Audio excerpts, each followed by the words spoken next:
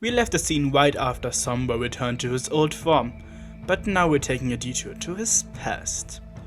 In the ancient Crystal Empire, there was a girl filled with hope, but without friends, until she met a young Sombra, and the two became best friends. One day, they went to the Crystal Heart and it showed them their possible future. Hope saw herself as a princess, while Sombra saw himself as a monster. She wanted to get it off his mind with the Crystal Fair, but each year he fell ill on the day of the event. He was in terrible pain, but Hope did all she could to help, which got her a cutie mark and an invitation from the sisters to become a princess. But for Sombra that meant that the vision actually showed the future, and he is destined to become a monster, to later discover his true heritage, the Umbrum, an ancient race of shadow ponies. Princess Amora of the Empire knew of this, and in his rage he destroyed her. As a last resort, Hope asked for help from the princesses, who banished him for 1,000 years. After the Empire vanished, Hope was left with no home and no friends. She wanted to continue her studies, but the thoughts about her lost friend distracted her, and in the end, she had to go her own way. And that way led to the imprisoned Umbrum. Those creatures introduced themselves as Sombra's kind, the shadow ponies who have been unjustly locked up, and Sombra was supposed to get them out, but he's banished now. But they still have hope, literally and figuratively. They asked her to come and live with them, to understand them, and she agreed. She had a wonderful experience. They aren't monsters, and neither is Sombra in her mind. She met the Umbrum, and they seemed more like pixies. His question is why he looks so different than them. That's because he was supposed to be their champion, to protect them, from outsiders like the princesses that defeated him before. Now he's strong and has the Crystal Heart.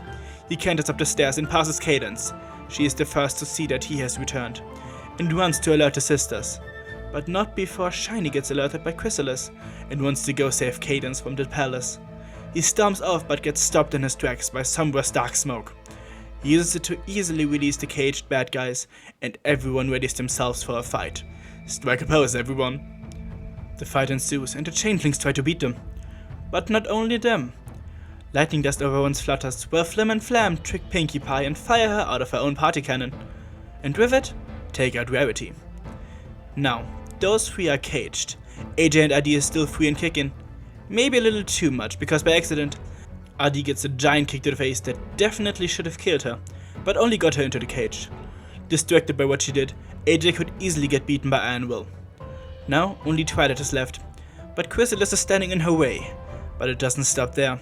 Sombra joins in, and together the two villains easily overwhelm Twilight and break through her defenses. Chrysalis is overjoyed to have finally beaten her, but Sombra isn't satisfied. He wants more.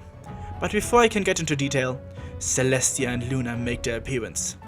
Celestia is fighting Sombra while Luna is dealing with Chrysalis, and it seems like an equal match, until Celestia gets blasted in the side by one Radiant Hope. This gives Sombra the opportunity he needs, and blasts the sisters to turn them into stone. Chrysalis is amused, and he finally got his revenge. This issue was backstory for a big chunk, but shortened. If you want a more detailed version, I recommend the first issue of the Fiendship is Magic comics. But this issue seems pretty short in general, but it's heckin' powerful. Sombra getting the revenge he longed for, same with Chrysalis. Sombra seems to be one of the more serious villains of the franchise, until you see how he runs through the castle. Goober. This issue is filled with epic fights and I love the characters' expressions. The art style of Andy Price is amazing. I want to say more about Sombra's backstory, but I feel like that would spoil Fiendship is Magic too much. There are still a few things I want to mention. The Caduceus and Hope's cutie mark. It's an ancient Greek symbol belonging to the god Hermes, and is often connected to health. And the fact that we hear something about Princess Amara. Actually seeing her happens in the other comic I mentioned, but we hear about her demise. Sombra killed her and ended her reign on the Crystal Empire. I love myself some more context for the Empire. The Umbrum are also quite interesting, and we will go into more detail with them in the next few issues of the storyline. But that's all I have to say. What do you think of Sombra's backstory? And the Umbrum? Aren't Hope and Sombra cute together? Let me know what you think. Join my Discord to discuss some more. Thanks to my patrons, especially to Maverick, and until next time for the Wony Spoony fellas, and bye.